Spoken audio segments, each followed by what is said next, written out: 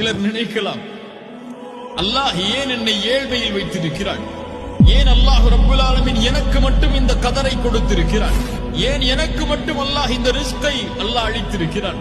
எனக்கு ஏன் இந்த மனைவி? எனக்கு ஏன் இவ்வளவு இந்த குழந்தைகள்? ஏன் எனக்கு செல்வத்தில் இன்னும் அதிகரிக்கவில்லை? ஏன் எனக்கு இந்த வேலை? ஏன் என் வாழ்வு இப்படி இருக்கிறது என்று பலருடைய வாழ்க்கையில் கேள்வி இருக்கும். அல்லாஹு அல் ஹக்கீம், அல்லாஹ் நீதியானவன். இந்த அல்லாஹுடைய பெயரை உள்ளத்தில் ஆழமாக நம்பிக்கை கொண்டவர்களுக்கு இந்த கேள்வி வராது. அல்லாஹ் அறிந்தவன், நான் ஏன் இந்த நிலையில் இருக்கிறேன் என்று. எனக்கு ஏன் இந்த சோதனை? அல்லாஹ் அறிந்தவன். எனக்கு ஏன் இந்த குடும்ப வாழ்வு? அல்லாஹ் அறிந்தவன். எனக்கு ஏன் இந்த செல்வம்? எனக்கு ஏன் இந்த தொழில்? எனக்கு ஏன் இந்த வேலை? அல்லாஹ் அறிந்தவன். என்ன அறிந்தவன்?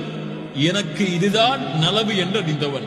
அல்லாஹ் சொல்கிறான், நாம் தான் இந்த குர்ஆனை இறக்கினோம், நாம் தான் அவைகளை பாதுகாப்போம். இறக்கப்பட்ட நாள் முதல் உலகம் அழியும் வரை மறுமை ஏற்பட்டாலும் அந்த குர்ஆனுடைய ஒரு வார்த்தை கூட மாறாது, மாற்ற முடியாது.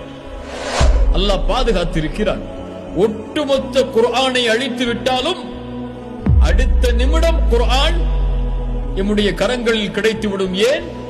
முஃமின்களுடைய உள்ளத்தில் அல்லாஹ் அந்த குர்ஆனை பாதுகாக்கிறான்.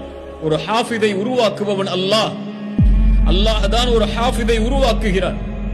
அவர்களுடைய உள்ளத்தில் குர்ஆனை பதிவு செய்கிறான் அல்லாஹ் தேர்ந்தெடுத்தவர்களுக்கு. சுப்ஹானல்லாஹ்.